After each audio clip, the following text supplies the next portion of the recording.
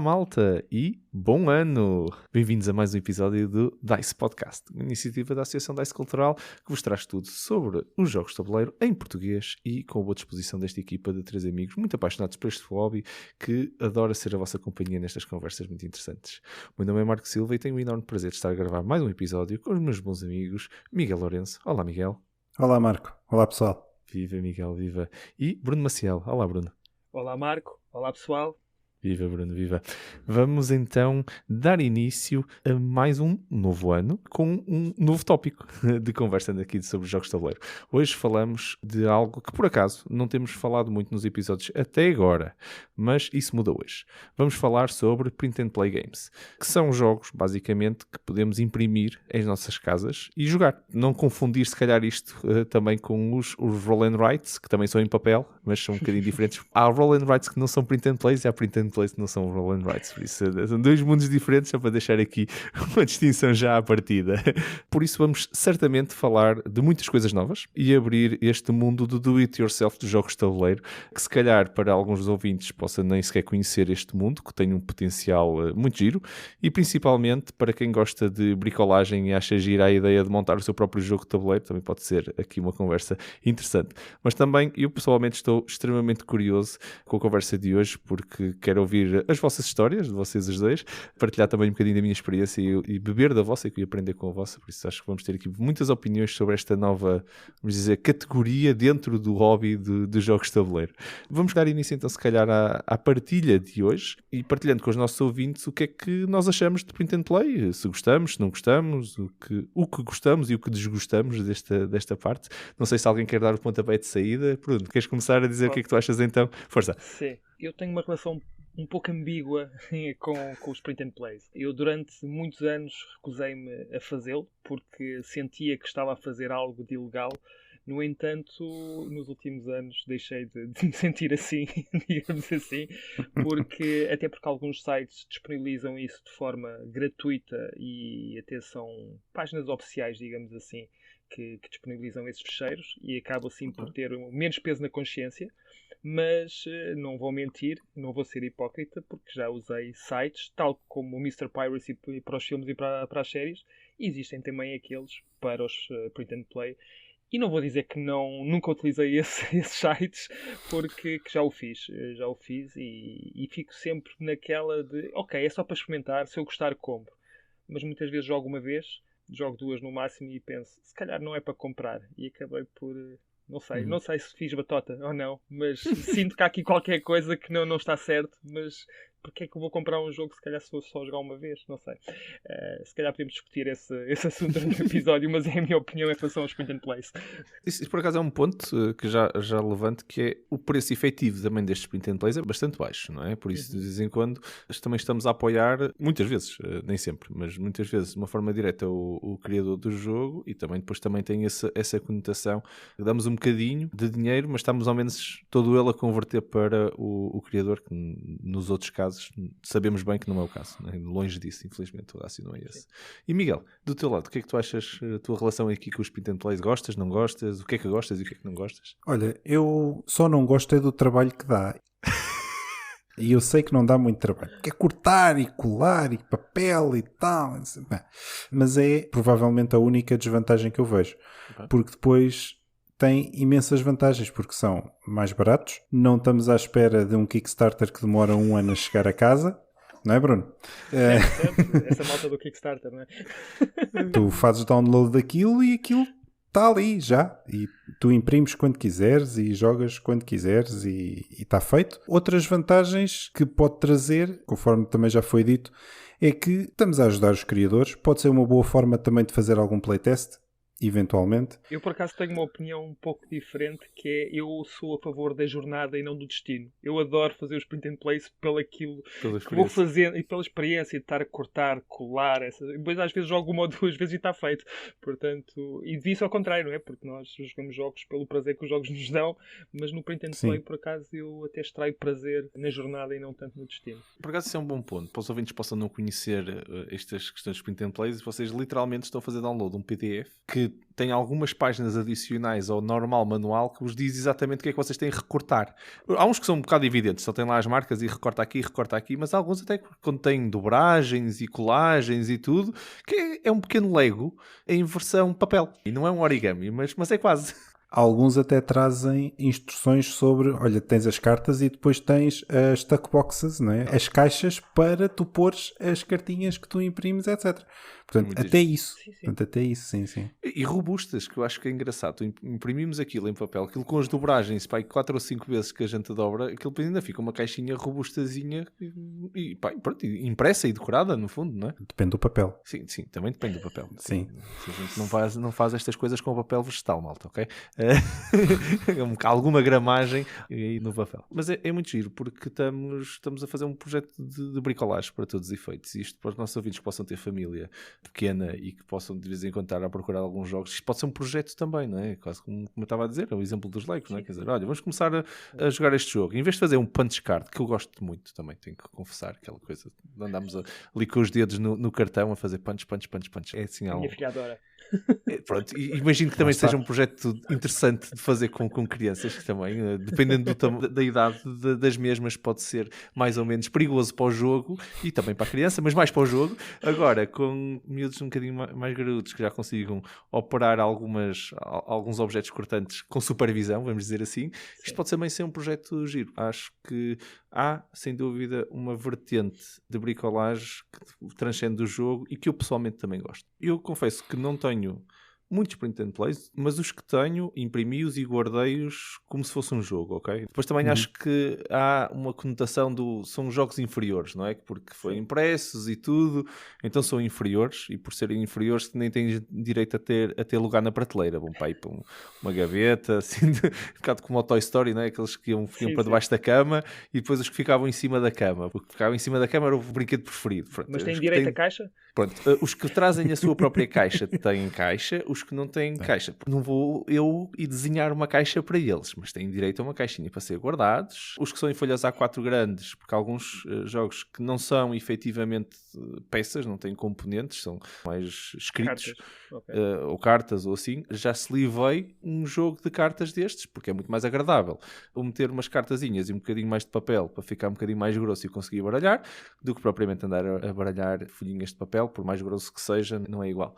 Por isso, acho que sim, acho que há maneiras de contornarmos isto, tratá-los como jogos, porque são jogos, e efetivamente divertir-nos com eles, porque se pensarmos bem, os componentes valem muito, não digo que não. Eu não posso falar mesmo, porque eu tenho muitos jogos com miniaturas e essas coisas todas, por isso, sim, os componentes têm o seu valor, mas no fundo, a mecânica do jogo é um conceito que funciona tanto em print and play como funciona com que alguém imprima isto por mim e que me meta aquilo em cartão, não é?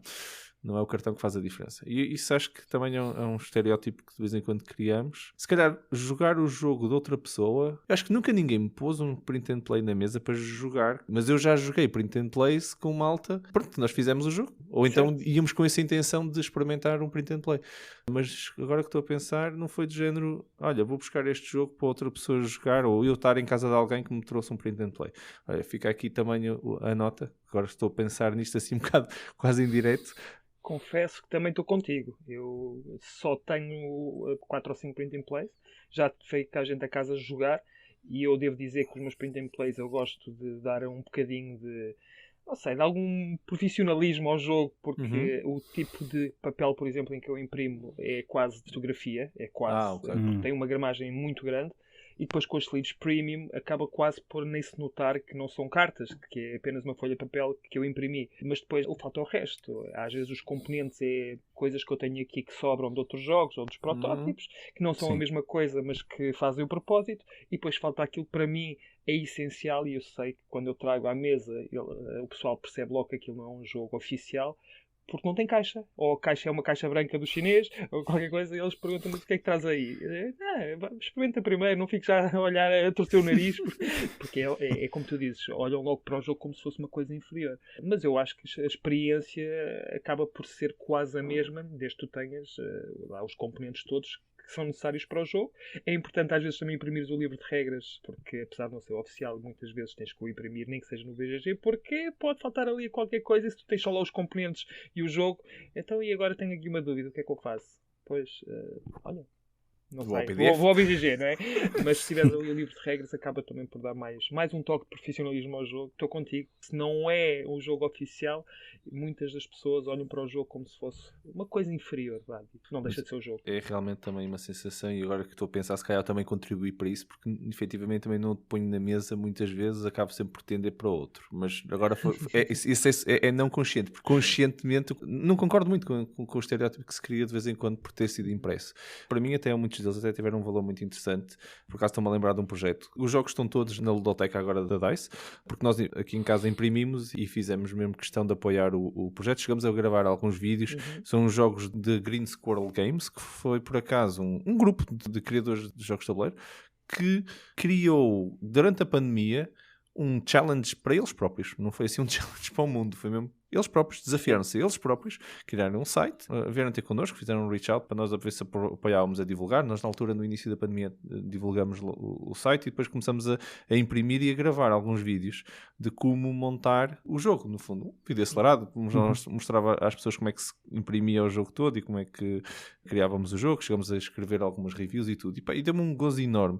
Eles têm uma dezena ou mais já de jogos, e nós imprimimos aquilo tudo, vem com uma caixinha, o artwork está muito a giro, jogos de tudo, desde tile placement, jogos de memória com tiles e com uma mecânica diferente. E eles têm jogos de construção em 3D, eles têm um armazém, basicamente estamos a empilhar caixotes, e os caixotes são cubos que foram montados, todos impressos, depois têm que ser colados e tudo, ficam mesmo em 3D, e depois sustentam-se uns aos outros. Por isso nós, na realidade, com uma coisa impressa, que tem tabuazinhas que são retangulares, mas que depois, como têm volume, não são uma folha, seguram-se, e depois temos que pôr caixas em cima destas tabuazinhas, e tudo isto é papel. E sustenta-se, pai, com 3 e 4 andares de altura, sustenta-se. É muito giro. Isso dá para fazer coisas muito engraçadas. Esta malta da Green Squirrel, por acaso, oferece os jogos. Esqueci-me de dizer isto, desculpem lá, os nossos ouvintes, comecei-me a entusiasmar com o jogo e nos expliquei que o desafio era construírem, acho que era, já não lembro se eram 15 jogos, 12 jogos, eles tinham um número que queriam atingir, que eles iam oferecer durante a pandemia. Acho que devia ser 12, acho que era um por mês, e era durante um ano, iam criar um jogo, iam libertar um jogo para oferecer à comunidade, para as famílias poderem fazer em casa com os filhos e passarem o isolamento, para garantir, não é? Para ajudar as pessoas a ficarem em casa. E este era o objetivo. Foi muito giro. Foi uma boa ideia. Sim, foi engraçadíssimo. Aqui em Portugal também tivemos portugueses a criar um print and play. O Orlando, o Pedro Carbac e o André, os três fizeram um roll and write print and play. É o paper and roll. Paper and roll. Paper Toilet and roll paper and and write, roll. qualquer coisa assim. Posso estar aqui enganado, mas era sobre papel higiênico, sim. Era, exatamente. Era, assim, a brincar com a questão toda da corrida ao papel higiênico no início da pandemia. Por isso, a pandemia claramente inspirou muita gente a fazer, se calhar, mais print and plays, e muita gente, se calhar, a conhecer os print and plays, porque, pronto, estávamos em casa e, se calhar, tínhamos papel, tínhamos tesouras, tínhamos cola, e podemos perfeitamente jogar um jogo de tabuleiro desta forma. Não sei. Miguel, o que é que tu achas da influência da pandemia para o crescimento ou não do print and play? Olha, eu cada vez mais eu vejo print and plays. Começo por aí. Sim, não sei se foi só da pandemia. A pandemia veio ajudar. Até a própria Stone Meyer fez um print and play, que foi o Rolling Realms, se não me engano. Exato, pois foi, é verdade. Que saiu agora em formato de caixa. Em formato de jogo oficial, vamos dizer assim. Não é, mas pronto. Até eles próprios fizeram esse jogo e disponibilizaram gratuitamente esse jogo. Portanto, também foi fixe. Pegando ali em 2 pontos que, primeiro, tu, Marco, perguntaste-me agora se a pandemia veio ajudar. Eu acho que a pandemia veio ajudar, mas também acho que houve outra coisa que veio ajudar, que é o preço maluco dos contentores. Eu comecei a ver no Kickstarter mais print and plays do que eu via há 2 anos atrás. E isso, se calhar, quer dizer qualquer coisa. Lá está. É uma grande vantagem. Tu fazes back e aquilo, quando acaba a campanha, passados 2 ou 3 dias, eles dizem-te, olha, toma lá, está aqui um link para o download e pronto. Não fiques tão ansioso. Faz. Toma lá. Não, exatamente. Olha, 2 ou 3 dias, já está. Pronto, fixe. Estás a ouvir, Daniel? Estás a ouvir? Já podes bancar Kickstarters, já funciona. Um abraço para o Daniel. Já dá. Tenho visto isso provavelmente cada vez mais. Ou se calhar sou eu que também ando mais à procura disso do que os grandes jogos de caixa que são caríssimos também, ou que são mais caros. E ter um print and play se calhar também ajuda a malta a pensar na coisa de uma forma também um bocadinho diferente. Mas já agora, deixa-me dizer-te que isto não vem só da pandemia, ou seja, a febre, entre aspas, dos print and plays não vem desde 2020, não é? Porque tu até tinhas falado numa coisa que era o desafio de dar à comunidade e foi um desafio que a Green Squirrel impôs a eles próprios, etc. Mas no BGG já há concursos de print and plays já há imensos anos, e todos os anos eles fazem mesmo prémios com aquilo e ganham vários jogos com tipo melhor jogo, melhor arte, melhor manual, por aí fora. Torna-se um incentivo. Coisa já dá bastantes anos para cá. E é um custo, vamos ser sinceros, é um custo passado de protótipo para produção, é muito baixo, ok? E toda a gente sabe que produzir um jogo envolve um custo do protótipo para a produção enorme. Aqui é de libertar o jogo e até lançar uma nova versão do jogo é fácil, fazer uma correção é fácil. Sim. As próprias pessoas conseguem autogerir um pouco essa... Olha, fiz aqui uma mudança, tenho aqui, preciso de imprimir a folha 3 novamente e recortar novamente, substituam as peças. Isto é relativamente simples de distribuir. Há sem dúvida uma vantagem económica aqui. Eu acho que também temos que falar disso, que é, do ponto de vista de economia, os jogos são mais baratos e por causa de serem mais baratos também ficam second class, na minha opinião, porque nós também funcionamos assim, mentalmente. Um jogo de 100 euros é um jogo mais premium, não é? Do que um jogo de 50 ou 30, não é? Mentalmente, se olhássemos para isto, agora depois jogamos o jogo e acho que nenhum de nós três vai cair nesse erro de dizer que porque é 100 euros vai ser melhor. Eu escolhi não dizer esta palavra muito conscientemente. Muito conscientemente. Mas depois ficam second class se são mais baratos. E estes jogos não são o caso. De vez em quando podem demorar tanto ou mais tempo a desenvolver o jogo, de passar do protótipo à produção. Tem que ter outros cuidados que quando conseguimos ter componentes premium, não é? Não precisamos de ter. Isso não quer dizer que lá porque não tem uma editora por trás, e isso pode fazer alguma diferença, não quer dizer que sejam menos jogos. Mas há uma economia aqui, uma economia direta, que é uma coisa que já está acontecendo em outros sítios, que é o direct to consumer, não é? Quer dizer, o criador do jogo consegue tocar e interagir e chegar e vender diretamente a quem joga o jogo. Isso é uma ponte que para muita gente também pode ser interessante. Vocês muitas vezes vão ao site do criador, fazem download, pagam o jogo diretamente a ele e, ao mesmo tempo, conseguem-lhe dar feedback. Muitas vezes naquele site fazem comentários e estão a falar diretamente com o criador. No BGG estão a falar diretamente com o criador. Não é um protótipo, é uma versão final com a qual conseguem ter este nível de interação. Isto pode ser muito interessante. Não sei se vocês também valorizam essa parte do print and play, de conseguirem estar mais próximos do criador, não haver intermediários de editoras e tudo pelo meio. É mesmo one-on-one. O que é que achas, Bruno? Não tenho essa experiência de contactar diretamente com o criador, mas consigo entender o teu raciocínio e até digo que é uma tendência cada vez maior de designers, sobretudo alguns já com nome na praça, de lançarem os jogos dessa forma, antes de terem sequer a editora por trás, e uma forma de dar buzz ao jogo, de criar buzz, de criar algum hype, porque se a coisa tiver sucesso, rapidamente se fala e começa-se a falar num jogo e porque é que este jogo não está a ser lançado como um jogo de tabuleiro oficial. E eu estou a dar um exemplo, por exemplo, do Jeff Engelstein, que criou muitos jogos, mas um deles, que o mais recente foi o do Pinball, um Roll and Write 4K de qualquer coisa. Sim. Começou como um print and play e que agora está a fazer muito sucesso, não só em popularidade, mas em vendas, que agora é mesmo um jogo. Acho que é o WizKids que pegou no jogo e que agora fez daquilo um sucesso comercial.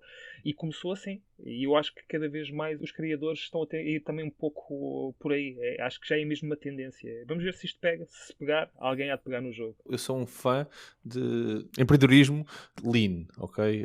Lean Startup, adorei ler Lean Startup e toda esta filosofia Lean, para mim, é o que faz sentido do ponto de vista de testar um MVP, não é? O que é o mínimo viável, um produto mínimo viável, mínimo viable product, que é exatamente isto. Um print and play, para todos os efeitos, é o jogo. Todas as mecânicas do jogo, o conceito do jogo, na versão mais lean possível de meter o jogo na mão do público, de quem vai jogar. Eu acho que isso é bastante interessante. Há outro ponto que... Falta aqui o Daniel Caleia e eu por acaso gostava de ouvir a opinião dele sobre este ponto em particular.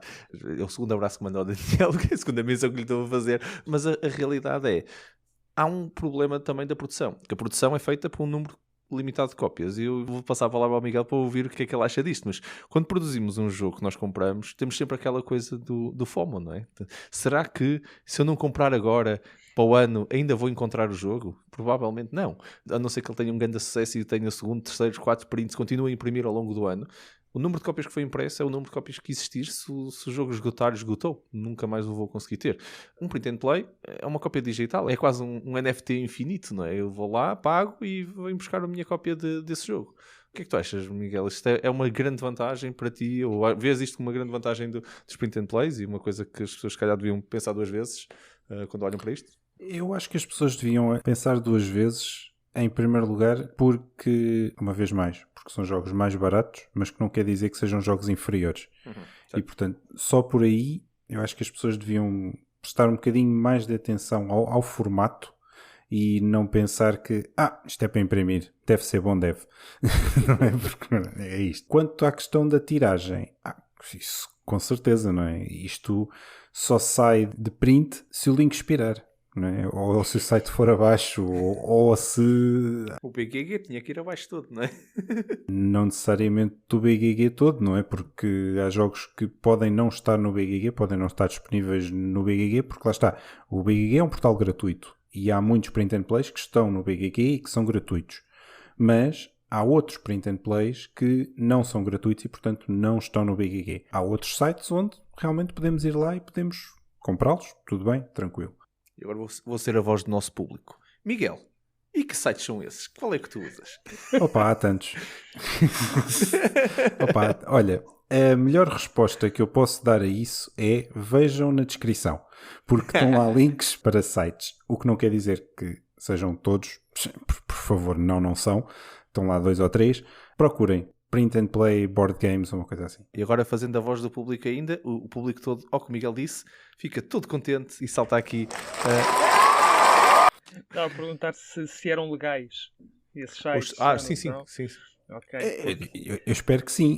Existe um site, eu não vou dizer o nome, obviamente não vou dizer o nome porque eu não quero contribuir para este fenómeno na indústria, mas existe um site russo, eu não vou adiantar mais, que tem praticamente, eu não vou dizer todos os jogos, mas quase todos os jogos que poderás querer fazer print and play tu consegues encontrar.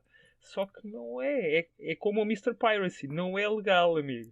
Não é legal. Bruno, alimentaste o estereótipo de hackers que estão na Rússia, mas pronto, à parte Okay. desse ponto. Não, por acaso, é porque .ru e a maioria dos jogos estão em russo, mas existem muitos que estão EN, tu podes procurar por EN, portanto tu consegues fazê-lo em inglês.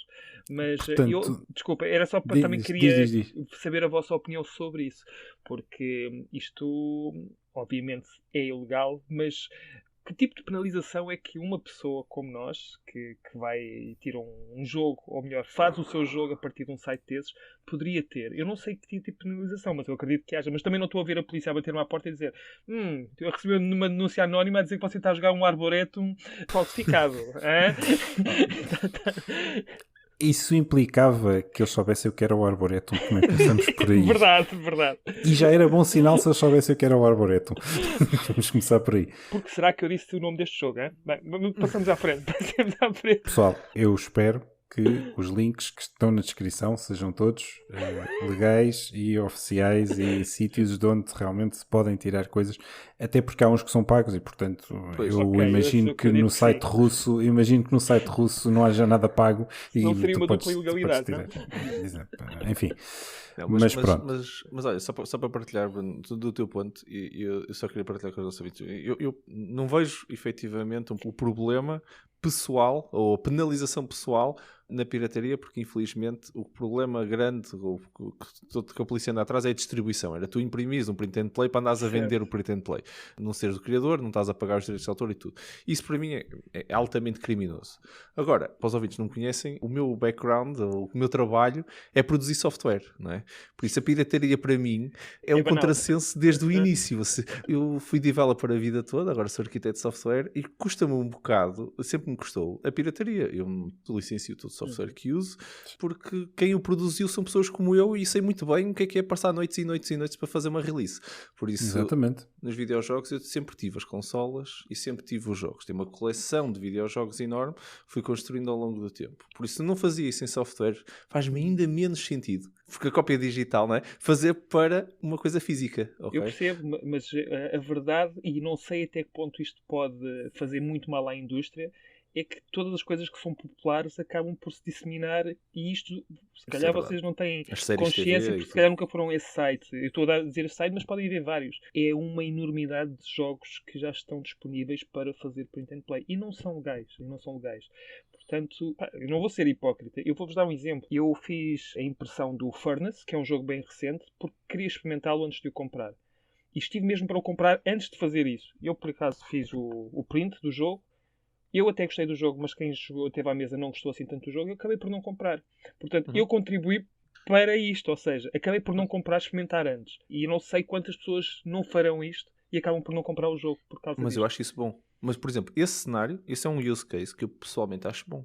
É assim, nós devíamos testar o que nós compramos. E digo-vos uma coisa, eu gostava e gosto muito das vezes que jogo um jogo em que é de alguém, o teu, o Bruno, do Miguel, vamos lá, sentamos-nos, jogamos. Eu gostei do jogo, vou comprá-lo. Se não gostei do jogo, gostei da experiência, divertimos-nos, passamos ali um bom tempo os três, por exemplo, a jogar, fiz, porreiro, mas não o vou comprar. Prefiro fazer isto do que o comprar para depois não gostar. É muito mais frustrante e muito pior para o hobby tu compras um jogo que não gostas do que experimentares um jogo sem risco, ok? Sem o prejuízo financeiro.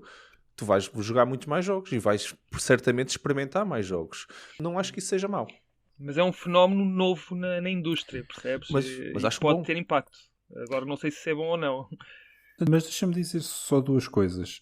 Se já há gente a começar a piratear jogos, isso significa que a indústria está a crescer. Sim. Isso é bom. Também é um bom Porque se a indústria não crescesse, não havia gente depois interessada em piratear, ainda que sejam print and plays.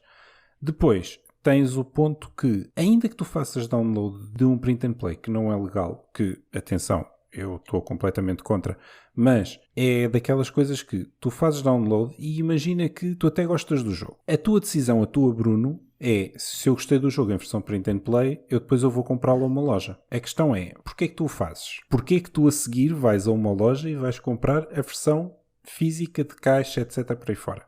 Porque sabes que há ali muito trabalho envolvido, alguém teve a preocupação dos materiais serem melhores, de ser cartão em vez de folhas de papel, do manual estar todo XPTO, ter ilustrações melhores, etc. por aí fora. Não é? Há todo aquele trabalho envolvido e que tu valorizas isso. Obviamente, e é por causa disso que nós vamos lá e compramos efetivamente as coisas. Se há gente que provavelmente não o faz, se calhar fica com aquela cópia gratuita daquele jogo, mas também tem uma versão que, em termos de componentes de qualidade, nesse sentido acaba por ser outra, não é? Tudo bem, as mecânicas estão lá, o jogo está lá, é certo, mas ainda assim... Pois, eu compreendo. Eu até faço o paralelismo com, por exemplo, o BGA. Eu curti a dizer. Tu podes experimentar o jogo lá e não pagas nada por isso, a menos que tenhas o jogo seja premium, mas aí já podes experimentá-lo de outra forma, basta outra pessoa ser premium e consegue experimentar o jogo na mesma, mas eu acho que a única diferença é que os jogos que lá estão são as próprias editoras que permitem o jogo.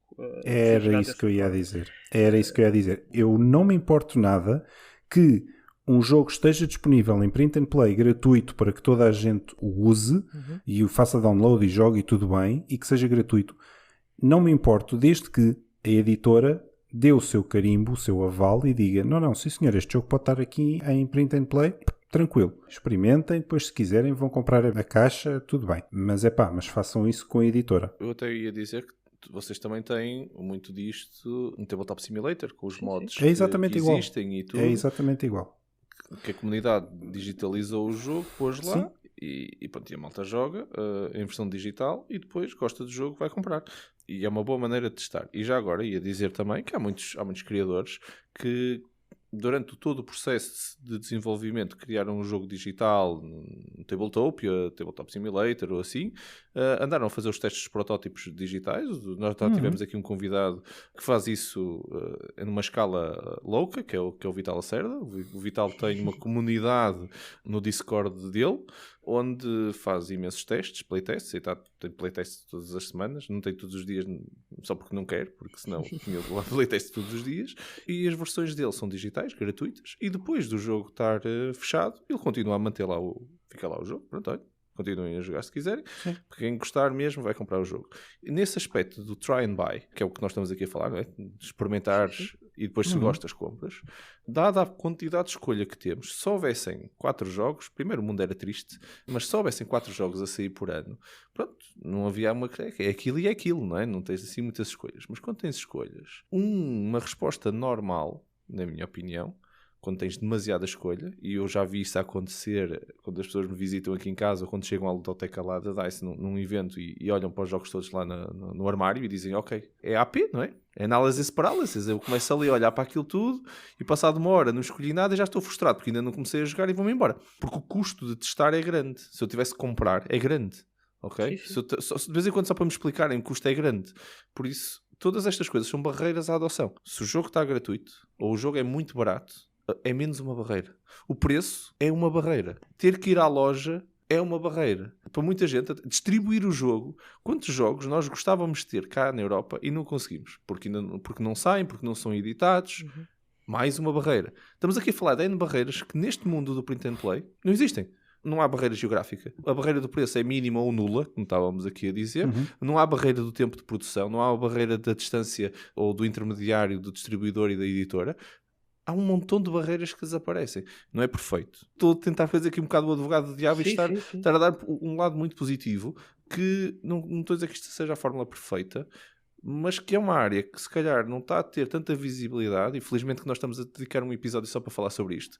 Não está a ter tanta visibilidade, mas se calhar devia ter, porque quebra, ou pode ser a base para quebrarmos outras barreiras que nós temos. E uma barreira dos testes é uma boa barreira. Tu falaste aqui num ponto que eu acho que até tira mais peso até na consciência, caso eu utilize print and play, que é, por exemplo, jogos em out of print, que provavelmente eu já não os vou conseguir encontrar em lado nenhum, a menos que seja no segundo mercado, não é? Mas...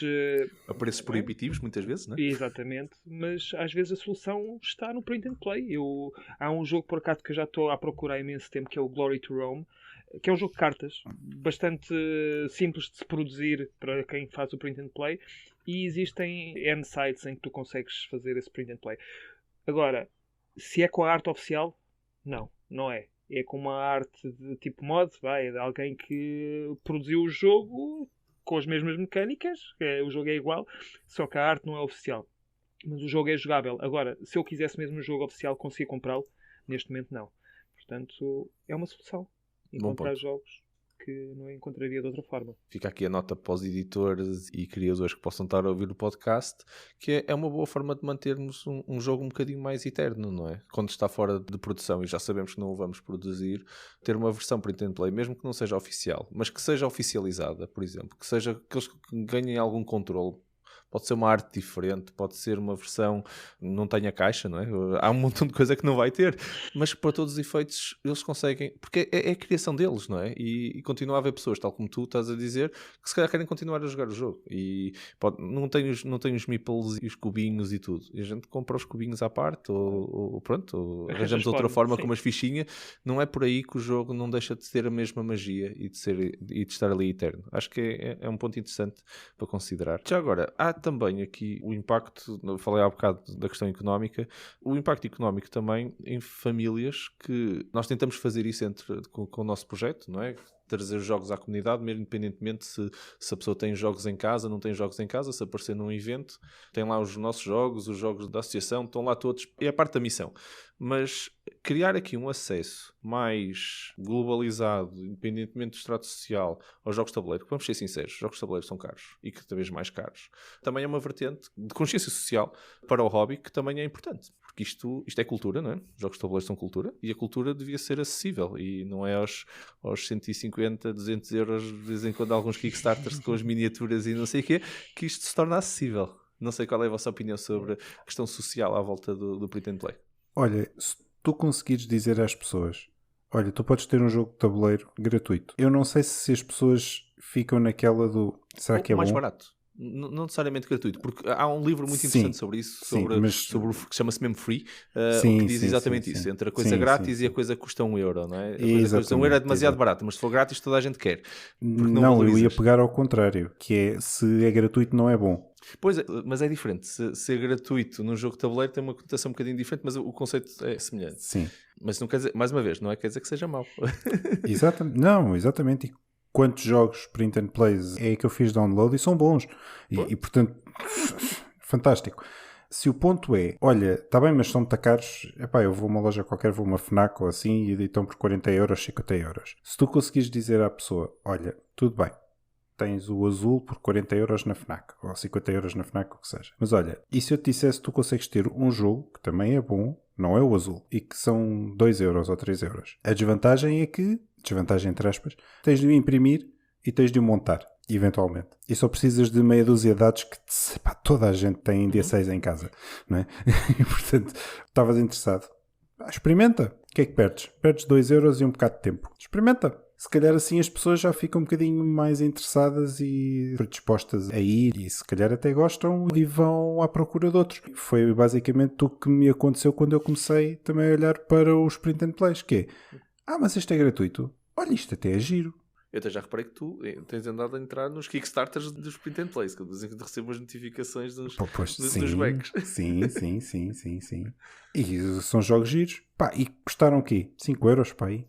Certo? 3€, 4€, 5€. Eu, por acaso, o último back que eu fiz, e já passo a palavra ao Bruno, já estamos fora do tópico que ele também ia comentar, mas o último back que eu fiz, eles imprimiam por ti e mandavam. Pronto, mas eu pedi que eles imprimissem e me mandassem. Não fiz back da versão print and play, do PDF.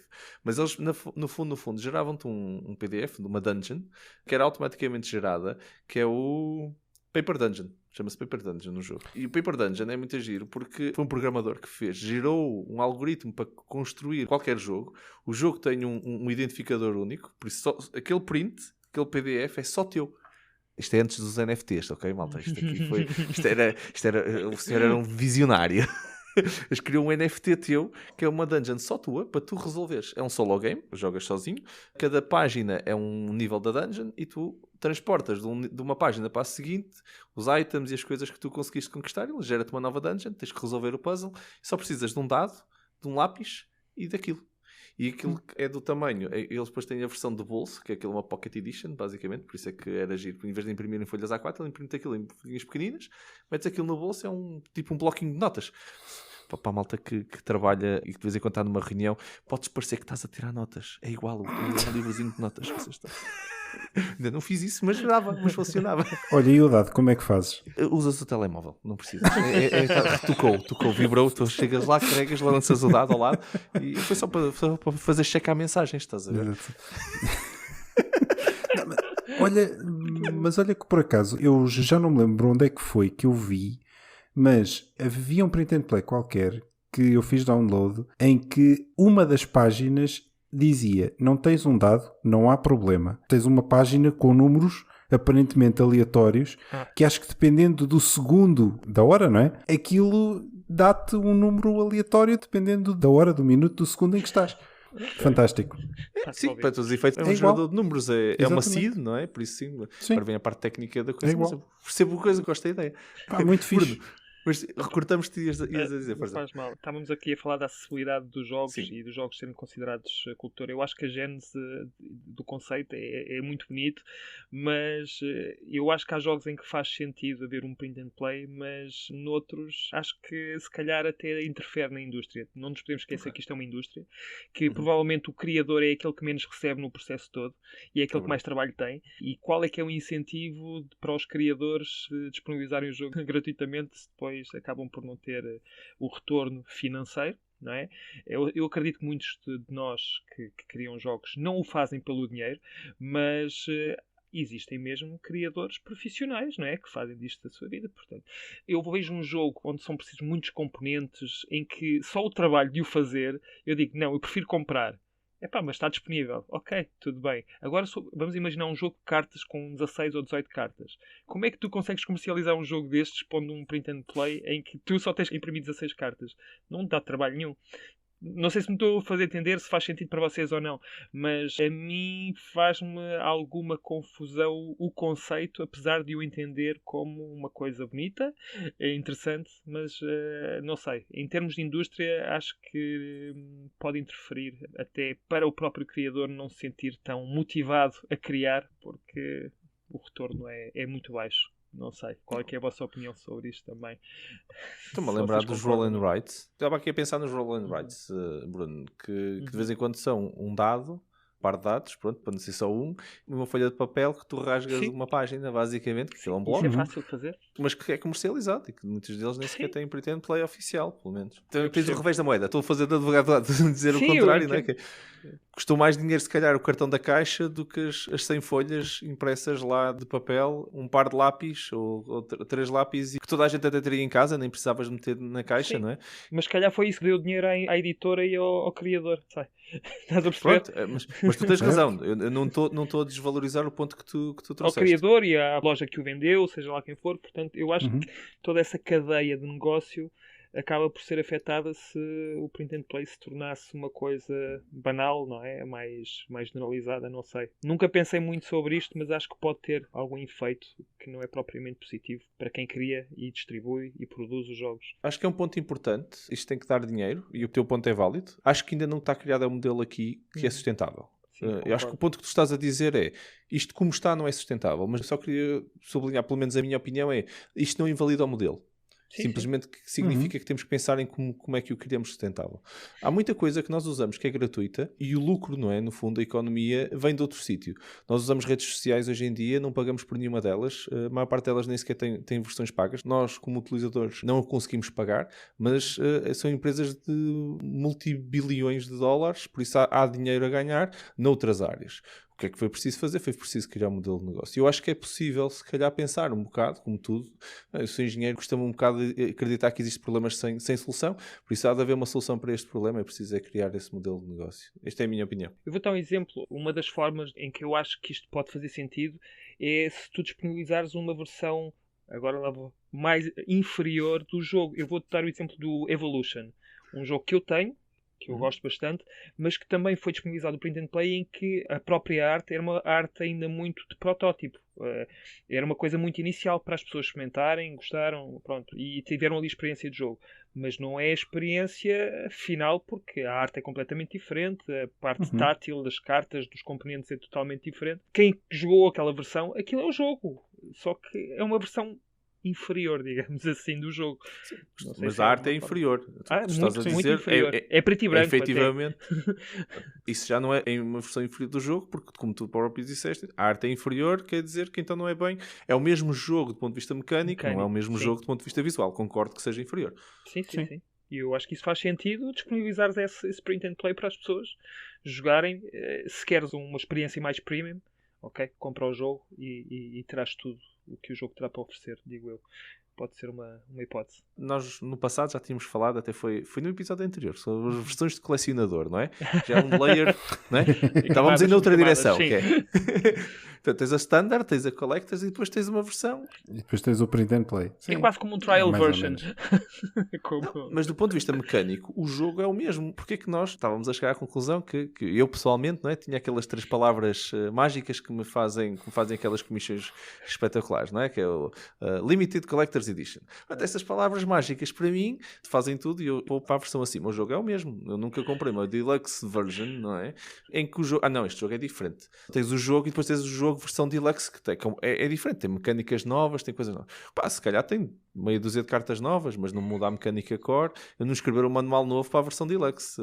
Meteram, se calhar, uma arte nova no manual, mas não fizeram um manual novo.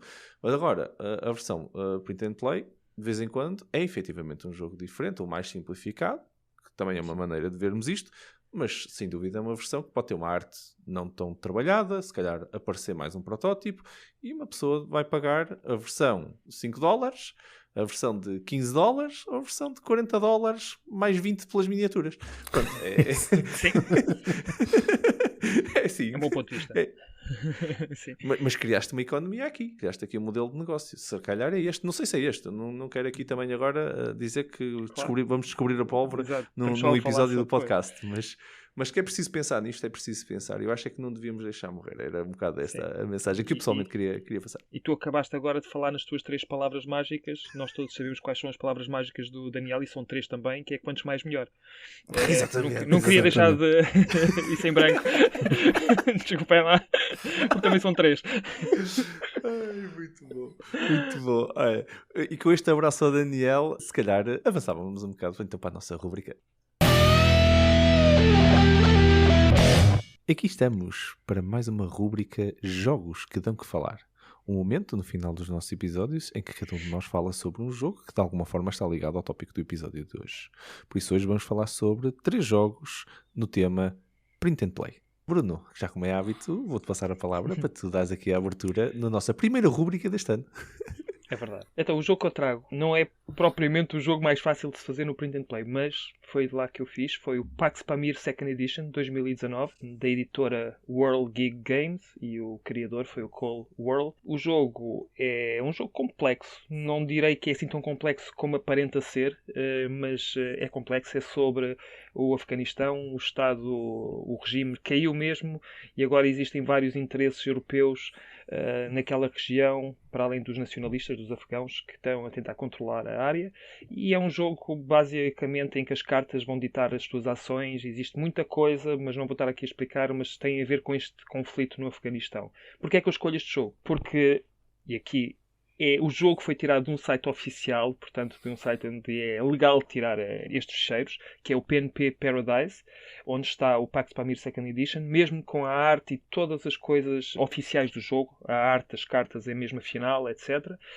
Só que depois faltam muitas coisas que eles dizem lá mesmo que é necessário para fazeres, para que o jogo seja jogável, que é, por exemplo, teres alguns componentes que façam marcação não só do area control no mapa, mas também de algumas coisas que tu vais ter que pôr nas cartas. Eu, felizmente, por ter vários protótipos que eu fui fazendo ao longo dos anos, tenho muitos componentes cá em casa, mas menos, mesmo muitos. Mesmo daqueles que eu não preciso para nada e comprei-os só porque, olha, um dia posso precisar e em vez de estar a pedir 2 ou 3 vindos da Alemanha e estar a gastar portos, vou mandar vir e pode ser que um dia dê jeito. E olha, acabou por dar jeito. Tenho aqui vários componentes que, apesar de não serem iguais àqueles que vêm com o jogo, servem o propósito. Fui a uma loja, não vou dizer o nome, mas de bricolagem, comprar um material para fazer o board, que é uma espécie de plástico, eu nem sei bem qual é que é o nome, mas é bastante rijo, mas é facilmente cortável com o X-Ato, onde eu só tive que colar depois por cima o tabuleiro central, porque de resto foi imprimir cartas, que também é fácil eu fazer cá.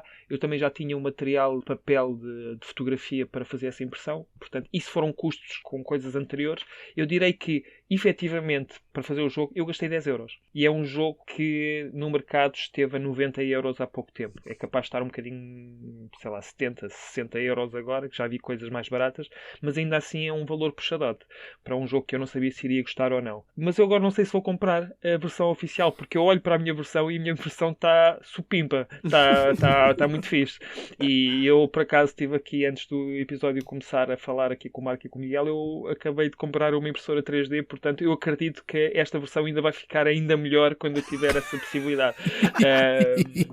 Pronto. E eu não me sinto mal em estar a dizer isto, porque o próprio Cole World disponibilizou os fecheiros, portanto é totalmente legal, eu não sinto qualquer peso na consciência. O jogo é muito bom, gostei mesmo muito, e acho que vai ficar ainda melhor quando eu tiver a oportunidade de melhorar os componentes.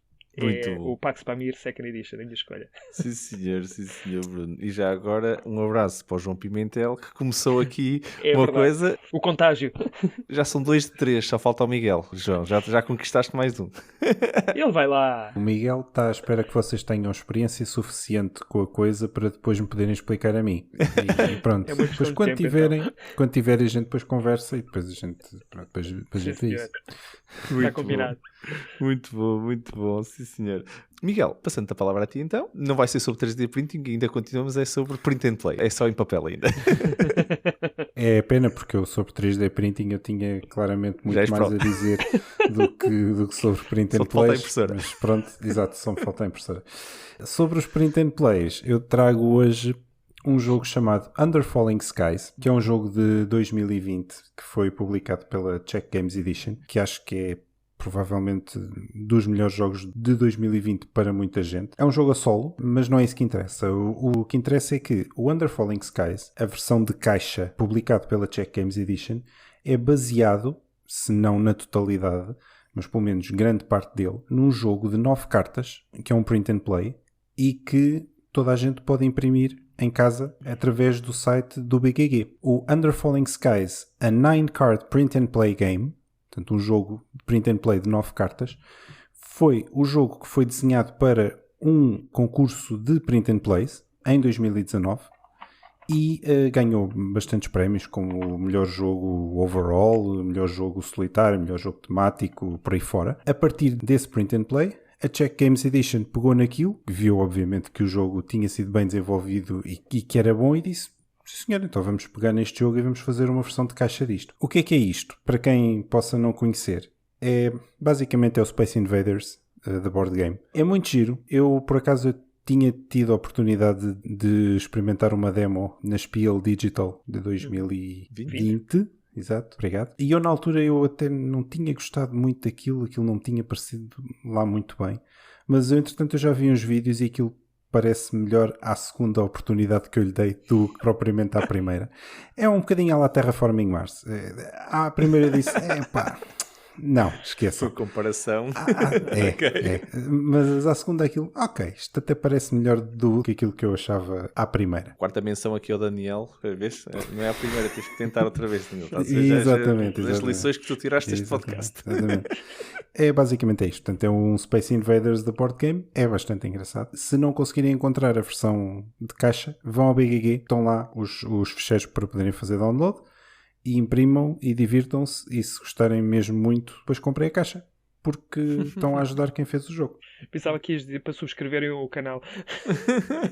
E se gostarem mesmo muito. Ainda não é essa parte, ainda falta eu, Bruno, eu deixei essa parte para o Marco. Muito bom, muito bom. Então, eu trago-vos um jogo, por acaso, um print and play, que nos chegou à Dice Press, à redação aqui da Dice, exatamente pelo próprio criador, William Long. O jogo chama-se 24 Hour Crime Scene. Foi lançado em 2020, de uma forma bastante interessante. O jogo é da editora dele próprio, não é? Da Long Games, que é a editora dele, e ele próprio é que vende o jogo no seu próprio site. Já agora tenho o link para o site aqui na descrição, se quiserem dar uma vista de olhos. O jogo é de 1 a 4 jogadores e é um pseudo role-playing game, mas sem ser o role-playing efetivo. É mais role-playing do ponto de vista de acting, não é? De cada pessoa, cada jogador vai fazer de um detetive nesta cena. O que o jogo é, para todos os efeitos, é uma framework, não é? De jogo. Precisam de uma coisa adicional que no print and play ele não coloca, que é um deck de cartas normal. Porque cada hora do jogo, a maneira como ele gera aleatoriamente os eventos, vamos dizer assim, é vocês tiram uma carta. Só usam 2 naipes, nem precisam do baralho completo, só têm efetivamente 2 naipes. São 24 cartas, ok? Daí 24 horas. E cada carta é uma hora que passou no mundo e vocês têm... Aconteceu qualquer coisa que vai gerar conversa. E vocês depois têm que usar a imaginação. Um jogo só, único e exclusivamente com a imaginação. O que ele tem lá é só... coisas que geram conversa. Olha, aconteceu isto e agora escolhe, vais para a esquerda ou vais para a direita, não é bem vais para a esquerda ou vais para a direita, vais contar se aconteceu isto à vítima ou aconteceu aquilo à vítima. Vocês estão a tentar reconstruir colaborativamente, os detetives estão a reconstruir o que é que aconteceu àquela vítima que eles inventaram e que foi tudo inventado naquele momento. Não é um deduction game normal, porque não há uma solução, não há um envelope fechado com a solução. Olha, vocês deviam ter chegado a esta solução. Não, a discussão é que vai gerar a solução. E nós fizemos, por acaso, e podemos deixar aqui o link, se calhar, para vocês verem, nós fizemos um playthrough do jogo, na altura, para apoiar aqui o projeto, em que eu estive a jogar isso, por acaso fui eu, o Ricardo Jesus e o César Mendes. E estávamos os três. Foi uma risota de todo o tamanho. Aqueles dois também têm uma mente muito, muito criativa. Aquilo é um print and play. É só texto que tem no papel e um baralho de cartas. E o jogo é tão divertido. Demora um bocadinho, mas é tão divertido. E o jogo em si também tem uma versão travel em que vocês podem jogar no carro. Ele literalmente tem lá umas regras simplificadas para não terem que andar com folhas de papel a riscar e nada, para poder alguém estar a conduzir e outras pessoas no carro e fazer uma viagem de 1 hora para algum sítio e contaste uma história e passou o tempo. Achei mesmo engraçado esse fonte. E depois outra coisa que eu vou só realçar, porque achei muito giro, escrevi por acaso na review também que fiz do jogo sobre isto. Ele vende o jogo a $10, ok? Normalmente está lá em promoção, com 25% de desconto, com 50% de desconto, por isso, mas pronto, o preço base daquilo é $10. Ele vende a $15 para quem quiser doar uma segunda cópia a alguém. Isto é, eu posso comprar o jogo e posso doar, mas não é doar a alguém, é alguém desfavorecido. Ele diz mesmo, alguém que não tenha posses para comprar o jogo, se quiseres compras por $15 o jogo, isto é mais 50%, e ele oferece o jogo a alguém.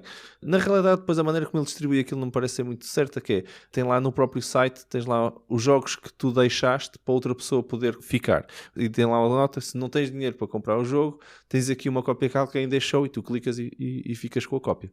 Acho que é uma maneira interessante para combater aquela questão da pirataria que estávamos a falar no episódio e de criar um acesso mais socialmente consciente dos jogos de tabuleiro, que é, eu compro uma cópia por mais um bocadinho de dinheiro e essa cópia, a segunda cópia já é doada a uma família desfavorecida. Pode ser um modelo interessante para resolver um problema social do acesso aos jogos de tabuleiro por serem ao preço de vez em quando um bocado exorbitante que alguns jogos estão.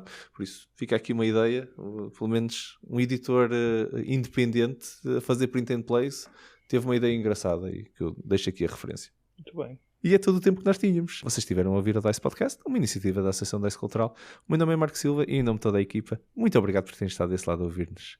Deixo a pergunta para vocês, para continuarmos esta conversa viva, se vocês também já jogaram e imprimiram, como é evidente, algum print and play, se gostam deste estilo de jogos, se imaginam a fazer este tipo de projetos em família, se ainda não tinham experimentado, e deixo até o pedido, em nome de todos, partilhem os jogos que já experimentaram em versão print and play, partilhem com o resto da malta que está a ouvir, para que também possa experimentar com o vosso feedback, claro. Ouviram aqui algumas opiniões nossas, mas vocês terão certamente também histórias muito giras para contar. Deixem as vossas respostas no Facebook da DICE Cultural ou até mesmo no nosso WhatsApp para continuarmos a conversa viva. Podem também usar o nosso e-mail, podcast@dicecultural.org, para nos mandarem as vossas ideias, feedback e comentários.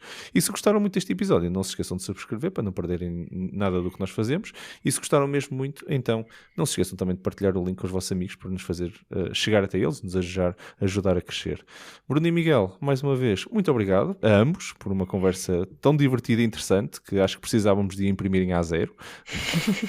Obrigado, Marco. Obrigado. É um prazer e uma honra gravar estes episódios convosco, malta. Eu divirto-me sempre imenso. Isto foi um bocado ao lado. Relembro que a DICE Cultural continua a lançar muito conteúdo escrito e em vídeo, por isso podem nos seguir a partir do nosso site, dicecultural.org. Tem os links para todos os nossos Facebooks, Twitters, YouTube, Instagram e claro, também para o nosso parceiro meusjogos.pt, o parceiro da DICE Cultural, para todo o conteúdo escrito. Todas as sextas também não se esqueçam de dar um saltinho ao nosso Discord, se quiserem juntar-se a nós para uma jogatana. Tem os links para todas estas coisas aqui na descrição do podcast. Nós cá estaremos para o próximo episódio para falar sobre jogos pesados que gostamos de jogar.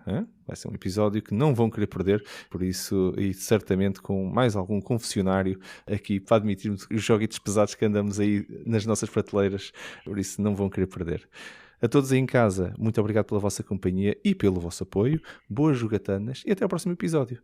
E mais uma vez, feliz 2022 para todos. Um grande abraço, malta. Até à próxima. Tchau, pessoal.